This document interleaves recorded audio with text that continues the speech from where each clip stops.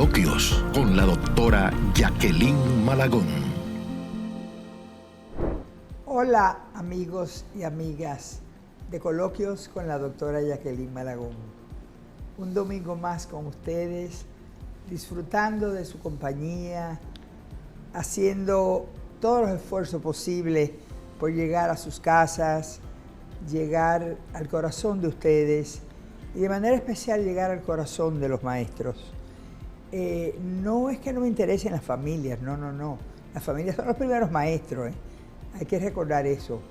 Pero de manera especial tengo siempre tanta preocupación por el docente en el aula, que cuando estoy preparándome mentalmente para estos programas, que vengo sin guión, lo que llaman en inglés sin script, o sea, no traigo apuntes ni preguntas ni nada. Vengo con un invitado que son siempre, son invitados amigos, colegas, gente muy de mi confianza, porque esto se produce en mi casa, y en mi casa no viene todo el mundo. Entonces, hoy es un día que me hace muy feliz estar con ustedes, porque voy a estar en compañía de alguien a quien le tengo mucho afecto, a quien le tengo una grandísima admiración y a quien le tengo un agradecimiento que va más allá de mi corazón. Y cuando digo que va más allá de mi corazón, es que como dominicana expreso el agradecimiento, el afecto que todos le tenemos por lo que nos enseña y nos enseña cada día sobre la educación desde una perspectiva de su experiencia extranjera, de su experiencia local, porque lleva muchos años con nosotros, nuestra tierra lo ha hecho suyo y es maravilloso hablar con él.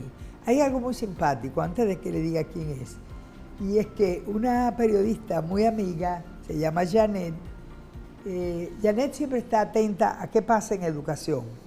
Que si fulano dice esto y tiene que ver con educación, me llama.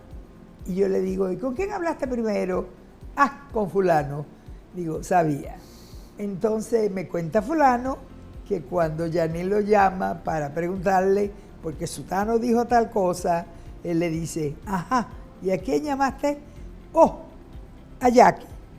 Y siempre estamos los dos, esto no es una competencia, esto es simplemente una diosidencia, que aparecemos los dos en la prensa, a veces, la mayoría de las veces con posiciones similares, sí, totalmente similares.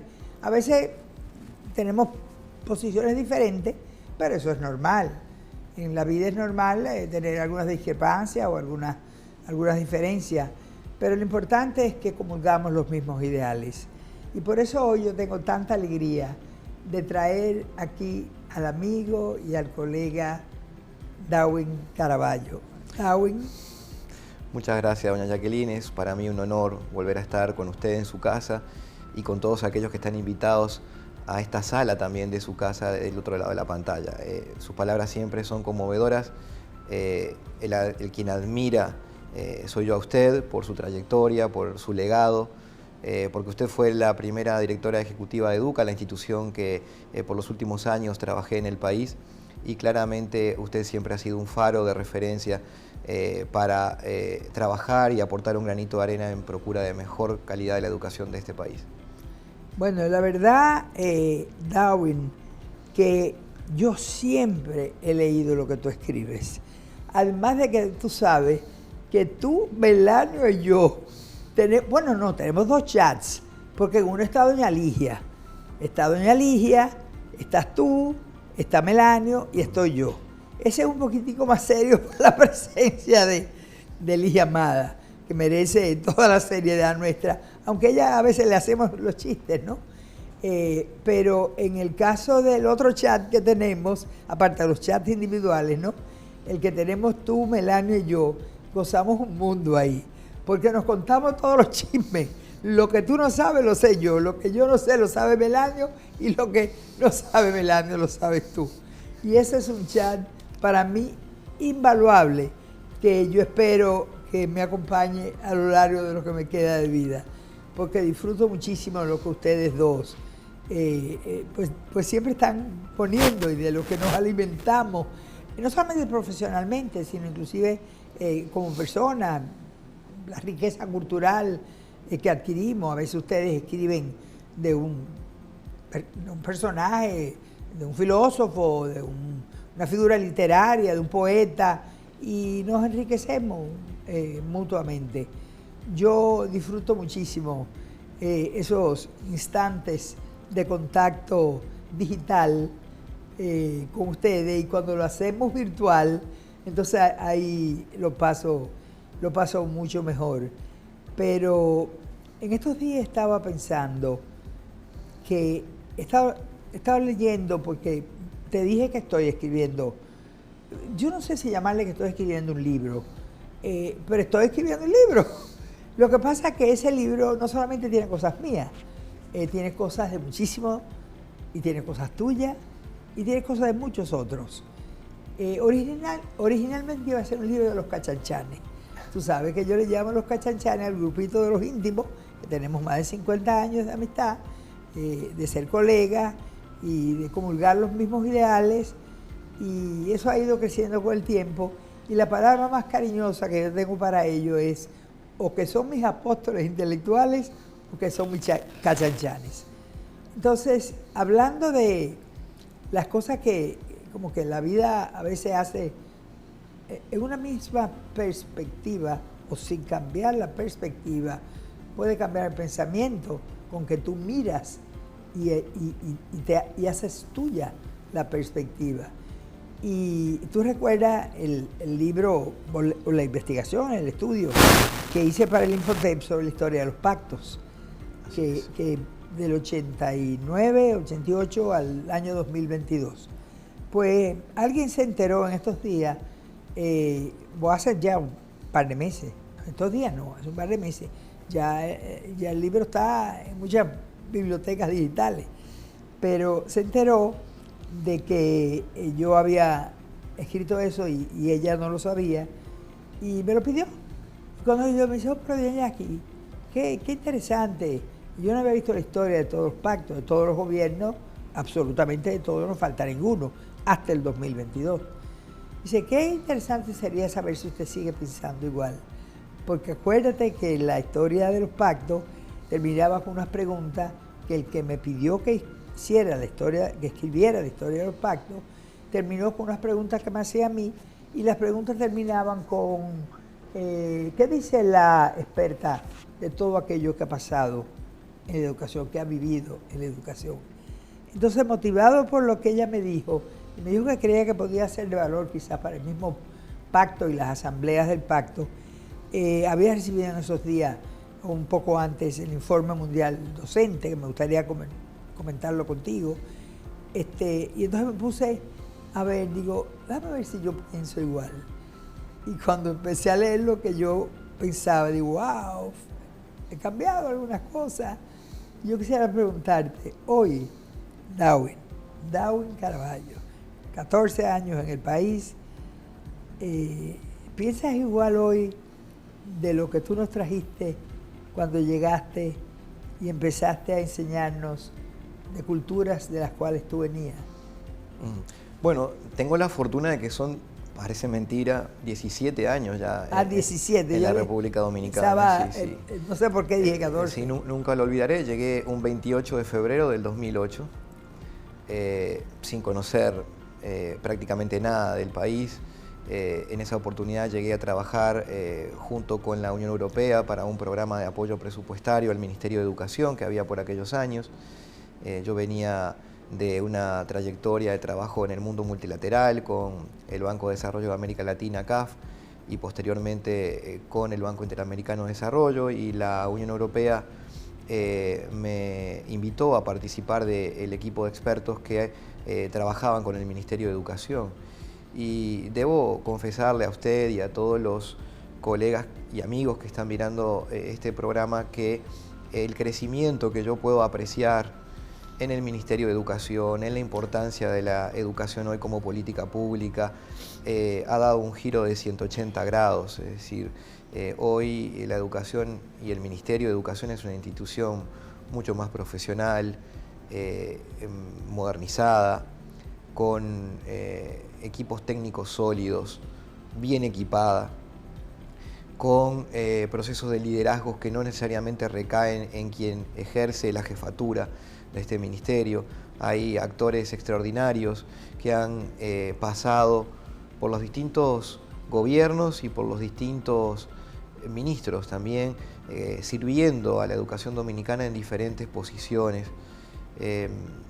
Quiero mencionar dos nombres para que ilustran el resto de lo que se repite en la estructura del Ministerio de Educación, en particular a la doctora Ansel Checker, una profesional cabal, me consta amiga de esta casa, que ha estado también en estos programas, una comprometida educadora que le está entregando su vida al sistema y que algún día será reconocida como se le merece, cumpliendo funciones en diferentes lugares de la estructura del Ministerio de Educación, siempre con excelencia. Y menciono también, para guardar la equidad de género, al colega David Lapé, un economista, ingeniero extraordinario, que el país merece conocer más y mejor, con un background extraordinario, con una erudición que pocos tienen, digamos, en general en el mundo, un hombre leído, de quien disfruto de su amistad y las tertulias cuando nos toca debatir de manera apasionada aspectos vinculados al Estado, a las políticas públicas, y del quien disfruto mucho de ese tipo de trabajo. Y también he visto en esta trayectoria crecer a otros actores del ecosistema de la comunidad educativa. Destaco las organizaciones de la sociedad civil y el fortalecimiento que, por ejemplo, tienen hoy espacios plurales como el Foro Socioeducativo, del cual tuve el honor de ser un coordinador durante un periodo en mi llegada reciente a Educa por el año 2013 como director ejecutivo. Luego las distintas organizaciones que se han ido materializando y siguiendo de alguna manera la trayectoria que Educa marcó en su momento, como hoy es la IDEC, produciendo informes de altísima calidad. Quiero también reconocer, por supuesto, el rol que cumple el empresariado dominicano, de los más comprometidos con la sociedad a la cual sirven. Yo, que tengo la fortuna de conocer toda América Latina, haber trabajado en todos los países de la región, sin excepción, siempre me sorprende ver cómo ese empresariado que pudiera destinar su tiempo y sus excedentes económicos al ocio, se lo regalan de manera desinteresada a la educación. Y me refiero a todos aquellos que están trabajando no únicamente en la institución en la cual serví durante 13 años como director ejecutivo, sino en múltiples organizaciones como Inicia Educación, como el Banco Popular con su propia fundación, o Sur Futuro, y tantas otras que generan un ambiente más cálido, más robusto para que las políticas públicas educativas vayan cambiando. Siempre uno en la cotidianidad y teniendo en cuenta las limitantes del tiempo humano, ve que las velocidades no son las que uno quisiera, pero cuando echa la mirada atrás y ve la transformación que ha tenido la educación dominicana en estos últimos 17 años, es extraordinario. Y falta muy poco, creo yo, para que eso se materialice en mejores resultados, mejores aprendizajes de los estudiantes, que es el verdadero desafío y para lo cual tenemos que seguir apoyando con unión. Creo que la sociedad en general puede tener muchas discrepancias en muchos aspectos de la vida, en políticas económicas, migratorias, pero hay un espacio en la que debe encontrarlos a todos unidos, que es en la educación, porque es allí donde se cultiva la integración social. ¿Sí? Yo siempre he resaltado que la sociedad dominicana, que no ha adolecido de los problemas de estallidos sociales que se han visto por otros contextos de América Latina, de diversas realidades económicas, aún aquellos que le fue mejor, y si no, basta recordar el caso de Chile, tiene la explicación en esa integración social que va más allá de el espacio al cual cada familia, al cual cada ciudadano ocupa en la estructura social. Aquí es un país de cercanías, de integración, de júbilo, de cultura de todos, y es verdaderamente un honor haber podido servir durante tanto tiempo al país. Mira, Darwin, yo pienso en todas las cosas que aprendimos de ti. Yo creo que tú aprendiste algo de nosotros. Por supuesto. Sobre todo, me refiero no de mí, ni de este, ni del otro, sino que aprendiste de la cultura dominicana. Es una cultura muy rica, es una de las poquísimas democracias. Le voy a agregar un apellido que me encanta, democracia paritaria, como la OEI siempre está empujando, la democracia paritaria que iguala a hombre y mujer frente a la ley, a los derechos, con las únicas diferencias biológicas del organismo, pero sí, hemos aprendido mucho de ti. Yo recuerdo cuando tú me hablaste de tu experiencia en Japón, que yo no te imaginé que tú también habías estado y habías trabajado en Japón.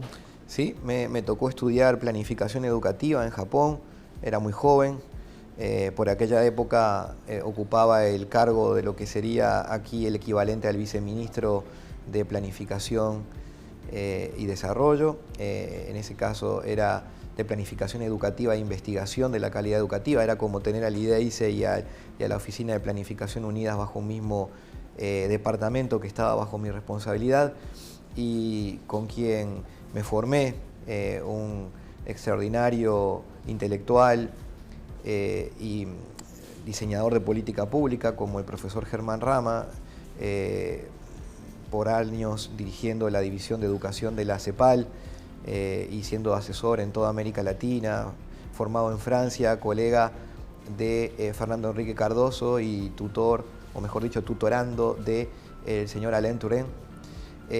Claramente tuve una oportunidad única de aprender junto a él durante 4 intensos años de su gestión la forma en cómo diseñar esas políticas, y él entendía que me iba a ser de mucha utilidad postular a un programa de formación en Japón sobre planificación educativa, y allá fui con 20 y pocos años a formarme en una cultura totalmente diferente que me sorprendió y que claramente tenía aspectos que marcaban el rumbo de cómo desarrollar una escuela que procura que los estudiantes aprendan.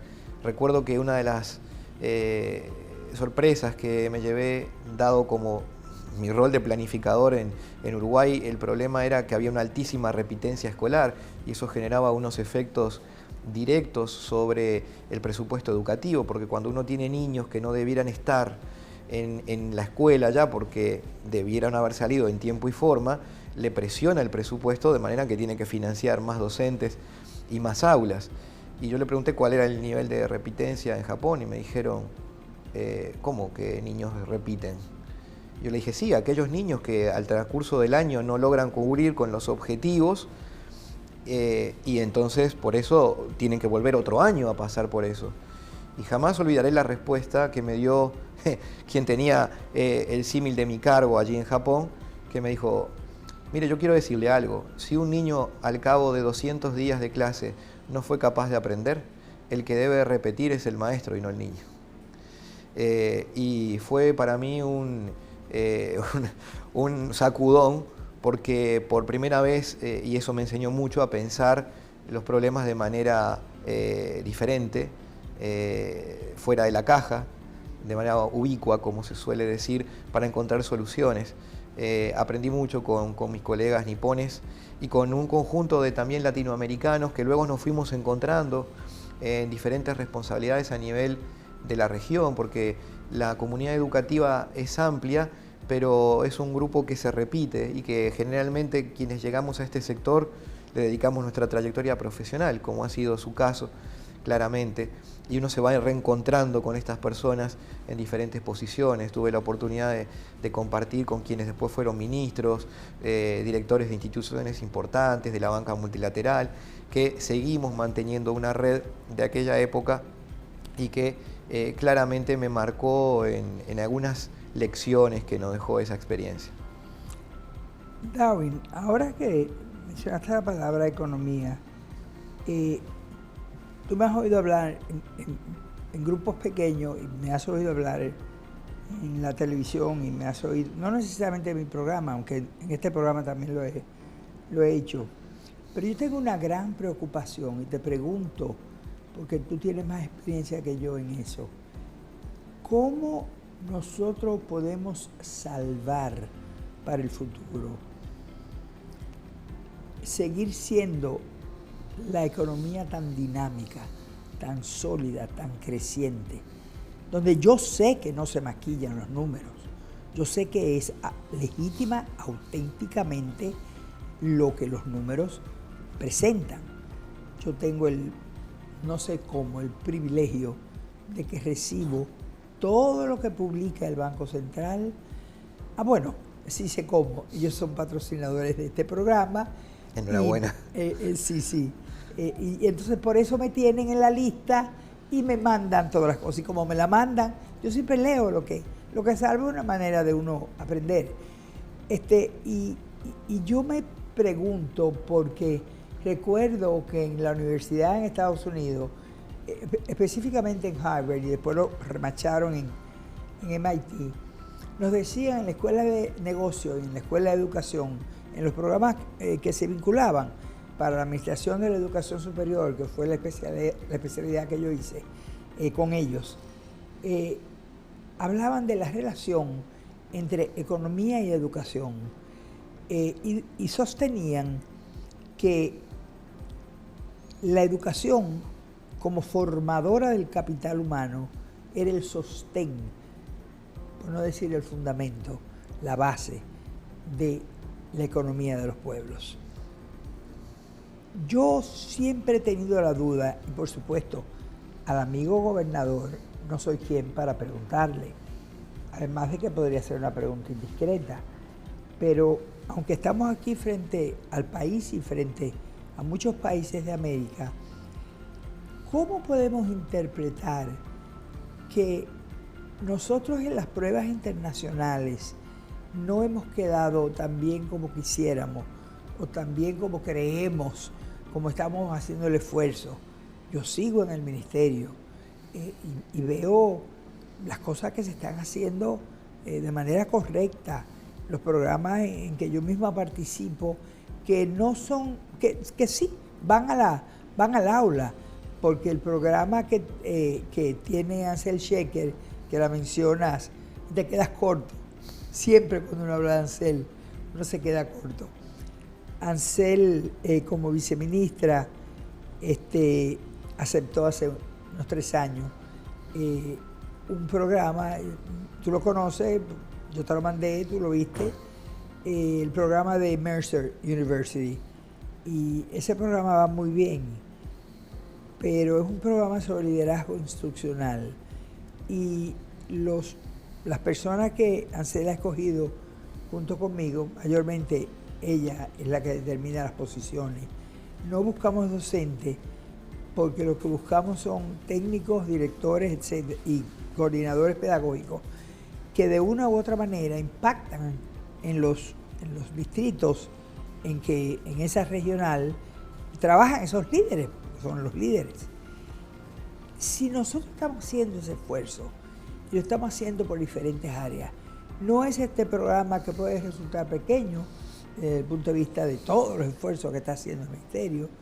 Hay muchos otros, está el de UNICEF con la lectoescritura, en su momento UNIBE con el programa Leer de la USAID, los programas de la Fundación Inicia, la intervención en las escuelas donde Ángela Español es una magnífica directora, los programas de las iglesias tanto católicas como cristianas, todo, estamos hablando, el programa del Liceo de Salcedo, o sea, Tenemos un paquete de buenas escuelas, un paquete de buenos estudiantes. Salimos del país y traemos premios. Vamos a competencias de matemática, vamos al Premio Iberoamericano a la Calidad y tenemos a Cometa de Esperanza, que regresa con un oro, compitiendo con 20 países. Y yo me pregunto, con todos esos casos de éxito, ¿cómo podemos tener esta economía tan boyante? ¿Cómo tú crees que funciona? Bueno, lo que sucede es que la economía dominicana tiene fundamentos sólidos y en un contexto de inestabilidad y una región que está atravesando turbulencias, es un oasis de desarrollo. ¿Te refieres a turbulencias políticas? Sí, exactamente. Yo veo, y cuando hablaba de esa larga mirada hacia atrás, de los 17 años que me tocó llegar aquí por primera vez, también he visto una evolución a nivel de la solidez y consolidación de la democracia dominicana, con propuestas gubernamentales cada vez más profesionales, con políticas de Estado que se suceden más allá del gobierno de turno, con una madurez intelectual y política de los líderes. Esto que ocurrió recientemente, en la cual el presidente Abinader convocó a los pasados presidentes, es una gran señal. Son muy pocos los países en el mundo en que las distintas fuerzas políticas representadas por sus líderes se pueden sentar en torno a una mesa. En el sector educativo lo veníamos viendo también eso desde hace mucho tiempo. Más allá de las diferencias, nunca se ha negado y renegado la posibilidad de dialogar los empresarios con los sindicatos, con la autoridad gubernamental. Eso es una de las riquezas que tiene el país y que debe cuidar, que son intangibles, que es la solidez de sus instituciones cada vez más fortalecidas. Y el contexto ayuda a que esa bondad que hoy tiene la República Dominicana en su turismo, en sus zonas francas, en las remesas que también generan una inyección de recursos fundamentales para la economía, en su agricultura, en su industria nacional, en la robustez de su sistema financiero. Bueno, todo esto genera la atracción de aquellas inversiones que hoy buscan relocalizarse en puntos más cercanos a los mercados de destino. Después de la pandemia esto se aceleró con mucha claridad y hoy el país es un foco de atención de empresas y de marcas prestigiosas a nivel global. Las que ya están aquí están ampliando su participación. Usted sabe que tengo una relación estrecha con varios de los grupos económicos, más allá de mis responsabilidades anteriores en Educa, y puedo advertir cómo las empresas internacionales que están aquí están pensando en mudar más divisiones para producir desde aquí para el mundo. Esa es una gran novedad. Y claramente hoy los modelos de producción están basados por el conocimiento del talento humano. Porque ya la fuerza, que en el pasado era tal vez el valor agregado que aportaba el factor humano en la primera y segunda revolución industrial, ha cedido paso a la capacidad intelectual de las personas. Y bueno, eso ya se cultiva. en la cuarta revolución industrial, y de hecho entrando casi a la quinta. Exacto. Que es con la inteligencia artificial. Exacto. Que va a dominar todo lo que significa la productividad, el avance, la ciencia, etcétera, sobre todo por la velocidad que lleva, ¿no? Yo me pregunto, ¿cómo vamos a manejar en la escuela? Primero, teniendo de referencia el Infotep. ¿Tú conoces el Infotep? Aunque no has trabajado, creo, dentro de él, No, ¿verdad? sí he trabajado con el Infotep. Desde que las responsabilidades que a mí se me asignaron cuando fui director ejecutivo de Educa, se amplió el concepto de acción para una educación básica a acción empresarial por la educación. Se abarcaba todo el sistema. Sí. Y se trabajó Recuerdo. muy directamente con el Infotep. Hay otras entidades empresariales como la Iniciativa Empresarial para una Educación Técnica, Esa es la de Pedro Esteva, Pedro ¿no? Esteva y el grupo Inicia también, que son grandes... Que está Catherine Piña, que ha sido Exacto, la mano ejecutiva. que ha sido la mano ejecutiva durante mucho tiempo. Creo que ahora ya ella dio paso a otras funciones. Pero independientemente de eso, ahí hay un interés porque ese espacio de formación del talento para el trabajo, no necesariamente para el empleo, genere un mayor nivel de productividad. Por eso la ley de Marco Nacional de Cualificaciones, que seguramente se aprobará de un momento a otro, pero allí hay una referencia también, la importancia de crear ese talento para producir con inteligencia humana y artificial es parte de lo que está marcando la nueva agenda. Y esto nos lleva al tema que usted planteaba en el origen de su presentación, que es cuál es el rol del educador en una educación donde el conocimiento está dado, está accesible a través de un clic, donde además la inteligencia artificial produce aquello que pregunta y, como usted bien lo señalaba en algunas otras intervenciones que he podido ver en su programa, la clave está en pasar de un sistema educativo basado en respuestas a uno basado en preguntas.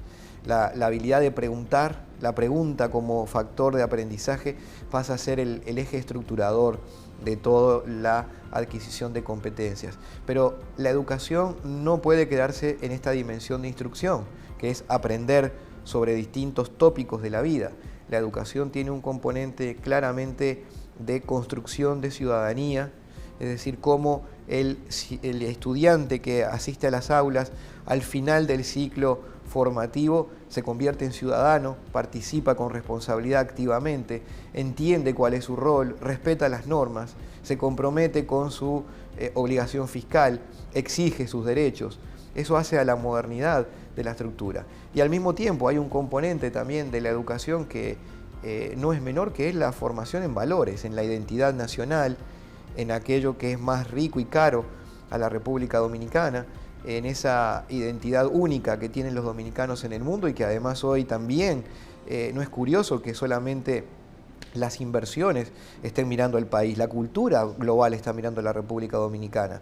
El merengue y la bachata ha conquistado Europa y Estados Unidos, Asia, de una manera que habría sido insospechada seguramente hace unos 10 años atrás.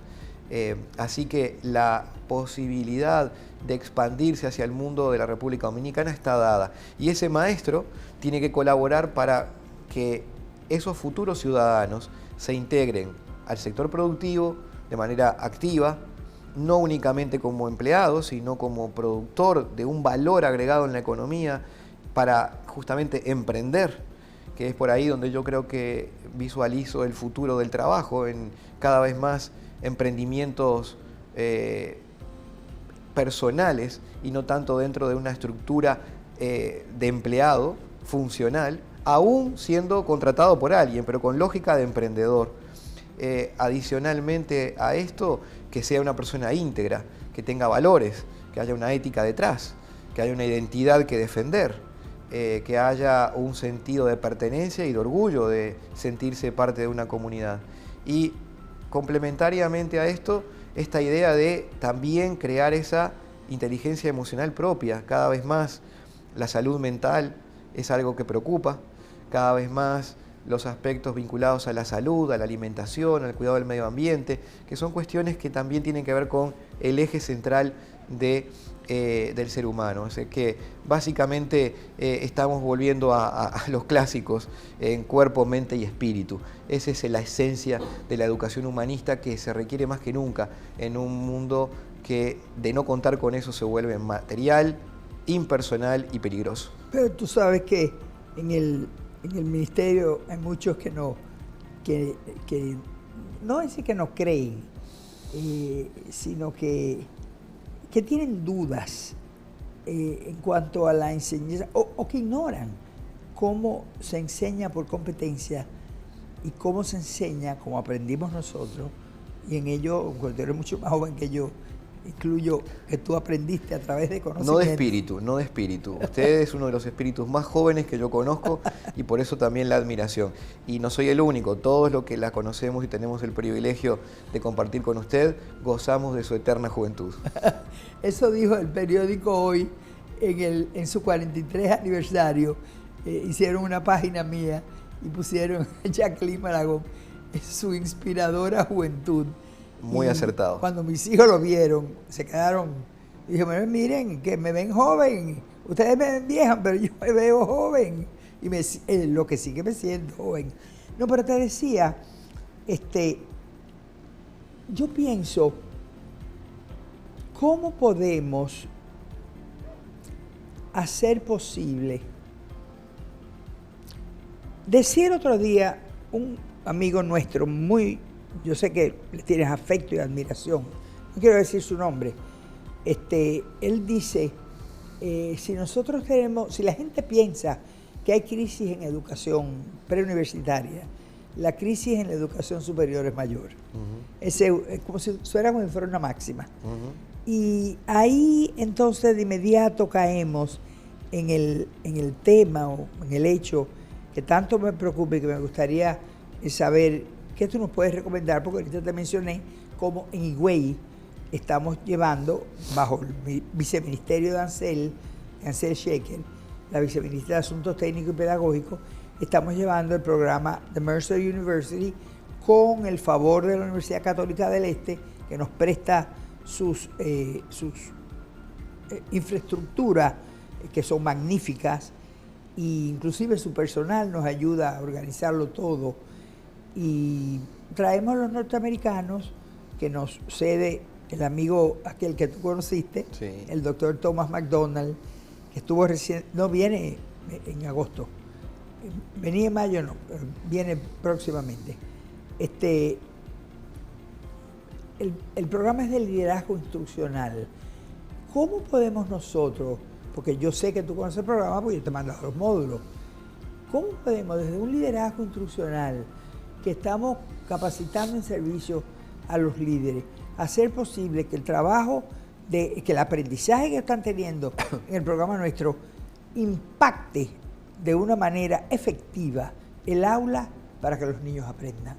Porque de eso se trata, lo has dicho un par de veces, claro. Lo decimos todo y lo gritamos. El tema es que los niños aprendan, que los niños aprendan y que los niños aprendan.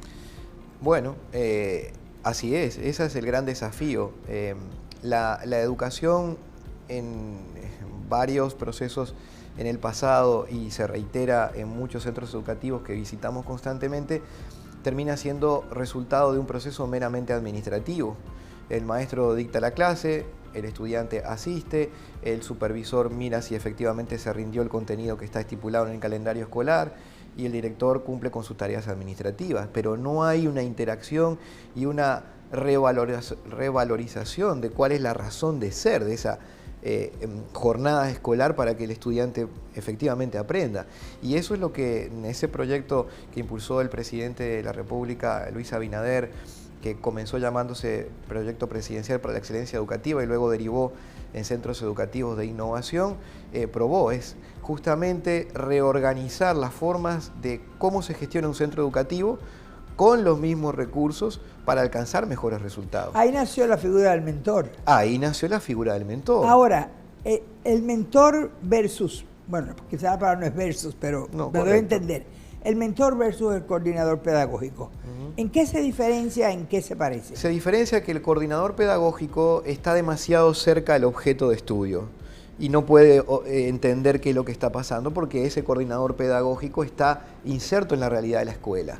El mentor es un actor externo, un maestro profesional muy experiente, con una larga trayectoria que acredita experiencia de liderazgo y dirección de centros, distritos y regiones, y por tanto se acerca a la escuela a apoyar y hacerse responsable del desempeño académico de los estudiantes en dos áreas fundamentalmente: lectura, lengua y matemáticas.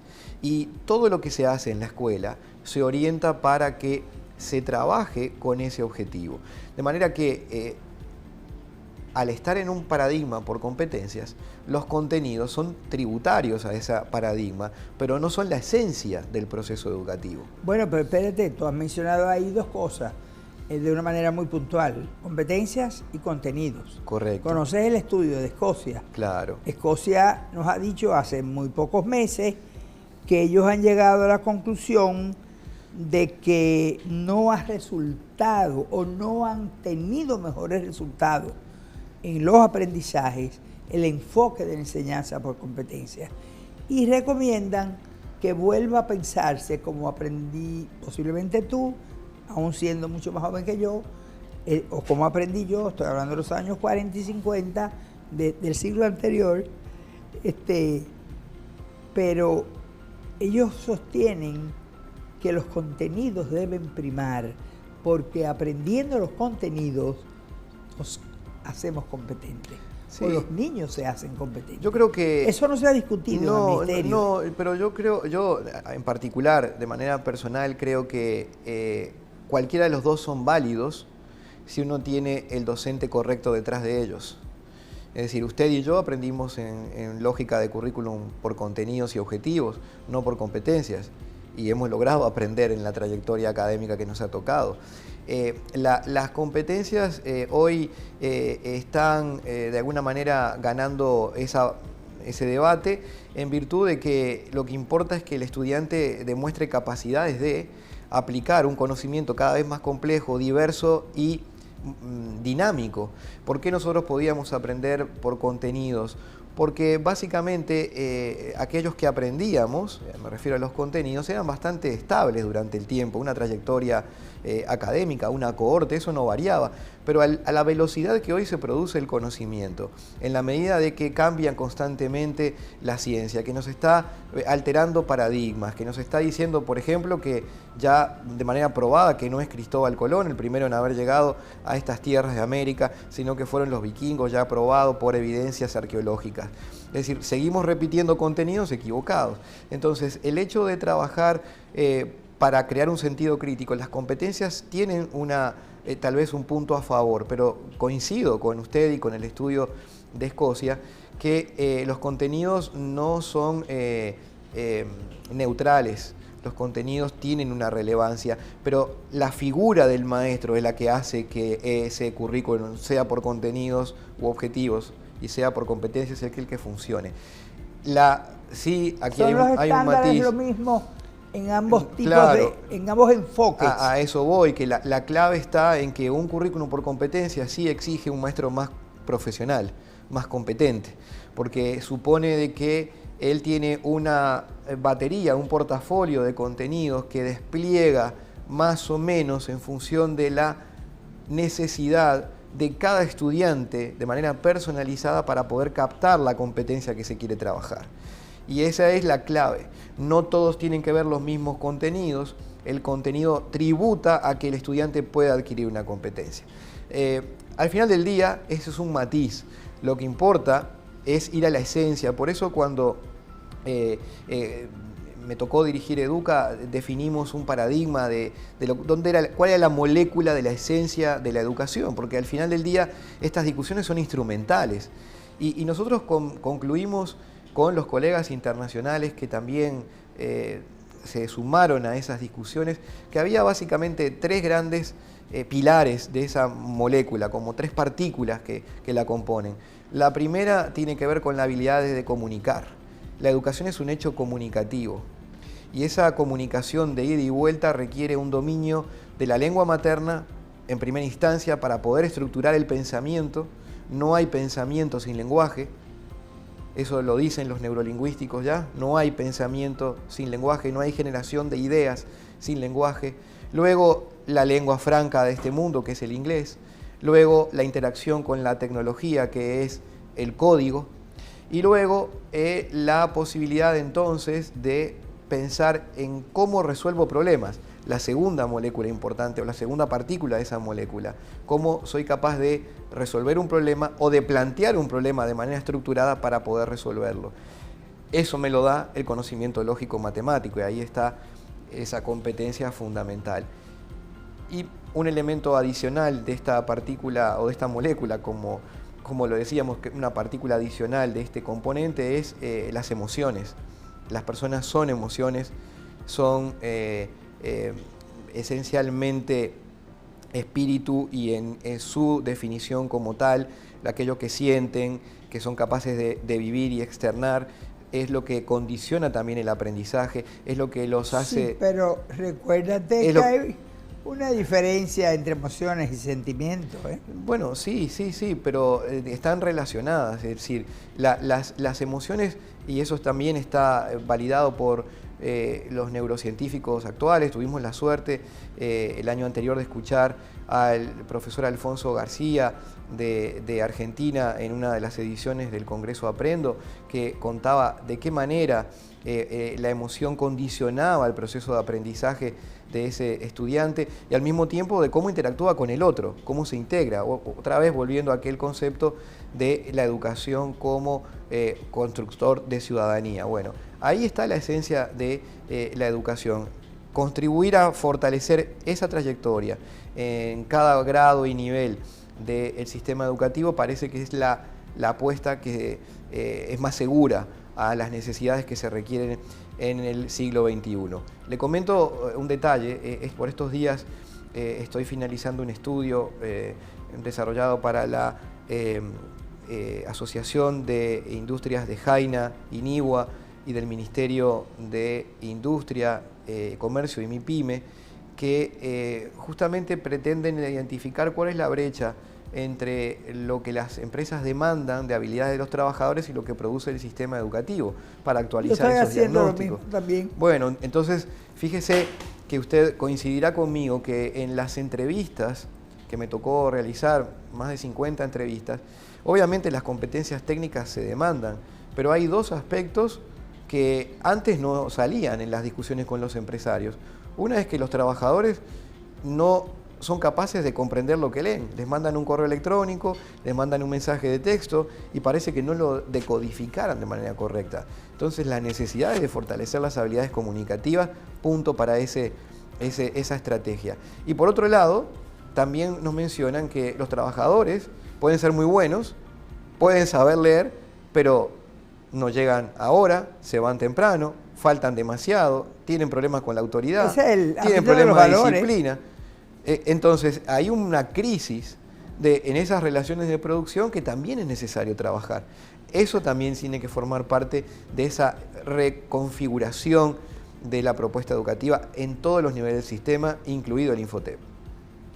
Sí, yo sostengo que por el momento y desde hace muchos años,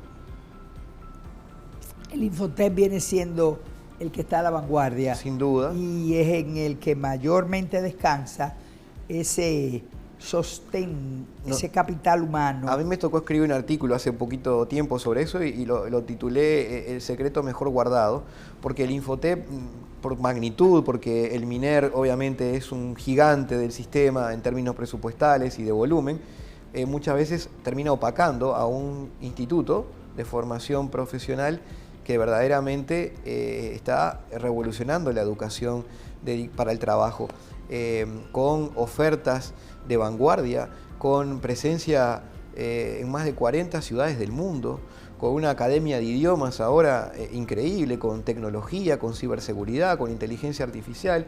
El equipo de tecnología que han instalado, Rafael Santos, su director, me llevó a visitar la sala. Y yo no podía creerlo. Exactamente. Yo tengo la impresión de que ninguna universidad lo tiene aquí.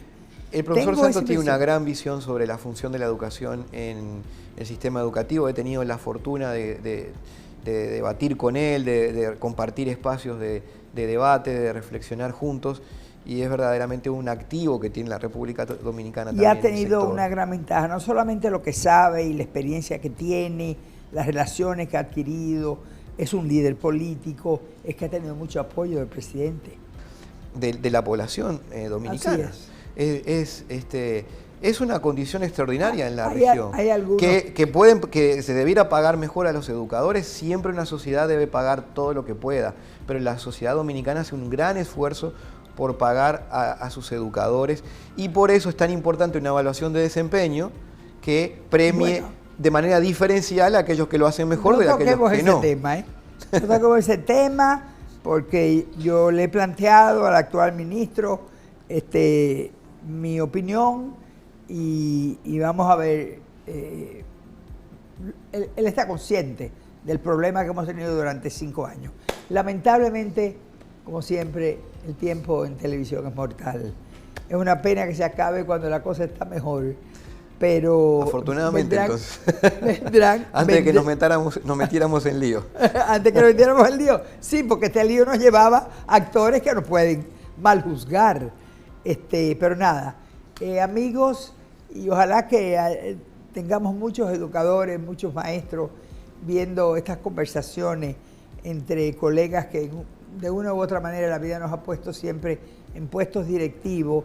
Eso crea una responsabilidad enorme sobre nosotros, sobre todo que debemos ser modelos en cuanto a conducta profesional y personal también se refiere. Pero terminamos por hoy y nos encontraremos el domingo que viene con un programa muy especial. No les voy a decir qué, pero es un programa muy especial.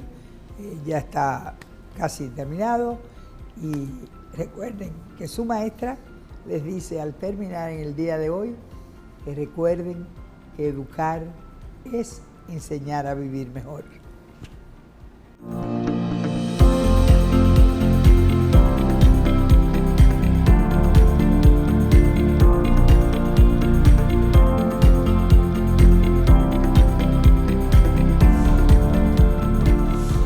Coloquios con la doctora Jacqueline Malagón.